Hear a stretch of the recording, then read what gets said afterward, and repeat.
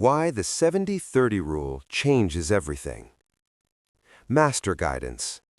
Learn faster, think deeper. No matter how old you are, 50, 60, or even 70, one truth never loses its power. Either your money works for you, or you work for money. There is no middle ground. Most people do not like to hear this because it forces responsibility back into their hands. It removes excuses, it removes blame, and it removes the illusion that time alone will somehow fix everything. Take a moment and reflect on this reality. In the United States today, the majority of people who reach retirement age depend almost entirely on Social Security just to survive. Not to grow, not to feel secure, simply to make it through each month. This outcome is not the result of bad luck. It is not the result of low intelligence. It is the result of small decisions repeated for decades. And the most uncomfortable truth is this: it did not have to be that way. If you are reading this, something inside you already knows that. You may not have the words for it yet, but you feel the tension. You earn money, yet peace feels distant. You work hard, yet control feels fragile.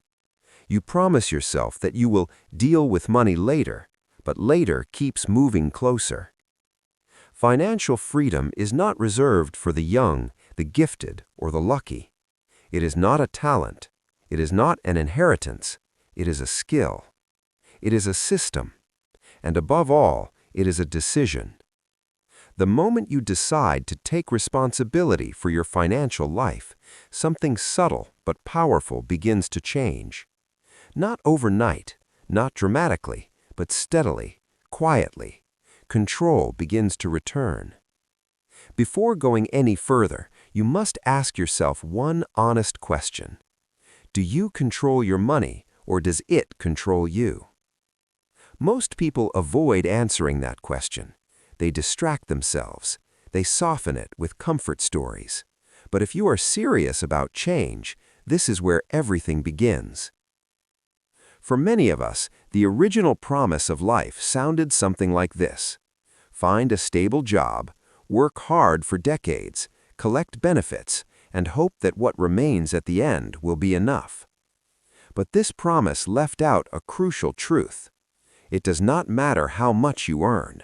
What matters is what you do with what you earn. You can earn a large income and live in constant anxiety.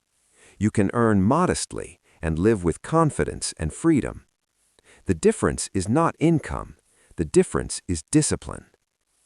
Money stress is rarely about numbers alone. It is about uncertainty, about reacting instead of directing, about feeling that your life is being pulled forward by obligations rather than shaped by intention. When you begin to understand how money actually works, your inner state starts to shift. Not because your bank balance changes immediately, but because your identity does. You stop seeing yourself as a victim of circumstances and start seeing yourself as a builder of systems. Wealth is never accidental. It is built through habits repeated daily. It is sustained by long-term thinking in a world addicted to short-term pleasure. Many people believe financial stability will arrive once they earn more. History proves otherwise. People with high incomes lose everything every day. At the same time, countless individuals with modest earnings build stability, peace, and even legacy. Why? Because they live below their means. They invest in knowledge. They delay gratification. They build slowly, intentionally, brick by brick. And you can do the same starting exactly where you are. Age is not the obstacle. Indecision is. You may believe it is already too late, but the best time to plant a tree was 20 years ago. The second best time is today. Today is not just another day. It is a turning point if you choose to treat it as one. When you take responsibility for your money, The transformation goes far beyond finances. Fear turns into clarity. Anxiety becomes confidence. Confusion gives way to strategy. Money is a servant, but it is a dangerous master. If you manage it, it will serve you for life. If you ignore it, you will serve it, paycheck by paycheck. This is where the system begins. Strategy 1. Live on 70% of your income. The first rule is simple, uncomfortable, and powerful. You live on 70% of your income. Not 100%, not more than you earn, 70. At first, this feels impossible to many people. I'm barely surviving as it is, they say. But this is not a math problem, it is a discipline problem. If you cannot manage 90% of your income, you will never manage 900%. The moment you decide that only 70% is available for lifestyle, your thinking changes. You stop acting like a consumer and start acting like a builder. Structure enters your life, and with structure comes self-respect. The remaining 30% is not restriction, it is intention. 10% goes towards investing in yourself, books, courses, skills, knowledge. 10% goes towards capital, money that works for you. 10% goes towards giving, because generosity breaks fear and expands perspective. This is not just a financial rule, it is a philosophy of life.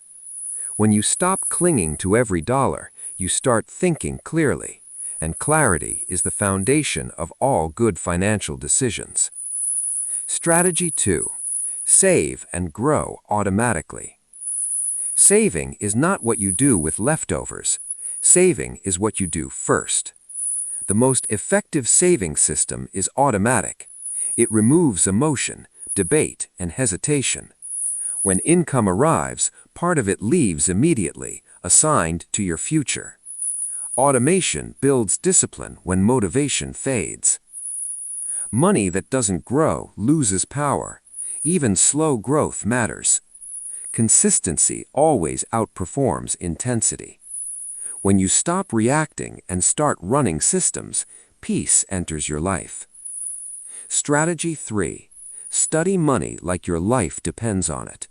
Because it does. You were not taught how money truly works. You were not taught about compound growth. You were not taught how debt quietly enslaves. You were not taught how disciplined people think about wealth. Ignorance, not lack of income, is the real enemy. Learning one financial principle each week can change your trajectory over time, not overnight, over time. You are not trying to become an expert. You are trying to stop being helpless. When you learn, you stop reacting. When you stop reacting, you lead. Money becomes a tool. You become the one in control. From control to creation. At this stage, something important has already shifted. You are no longer avoiding money. You are engaging with it. You live below your income. You save automatically. You learn consistently. That alone places you ahead of most people. But discipline without direction still leaks power. That is why the next step matters. Strategy 4. Plan your money before it leaves you. If you don't tell your money where to go, it will disappear. Not because you are careless, but because money follows emotion when there is no plan. Financial freedom begins with clarity written on paper. At the start of each month, answer 4 questions. What is coming in? What must go out? What remains? And what is the purpose of every dollar? This act changes your identity. You stop hoping and start directing. Even unstable income must be planned. In fact, it requires more planning. A bad plan is still better than none. Unplanned money becomes emotional money. Planned money becomes purposeful money. Planning interrupts impulse. It replaces reaction with intention. Strategy 5. Create assets, not just savings. Savings buy time. Assets buy independence. An asset is anything that creates value without requiring constant effort. Skills, systems, knowledge, and experience can all become assets when structured intentionally. At any age, your experience is valuable. When organized, it becomes leverage. Wealth is not accumulation alone. It is disciplined creativity. There is risk in investing, but the greatest risk is doing nothing. Inflation never rests. Life never becomes cheaper. Smart risk is not recklessness, it is responsibility.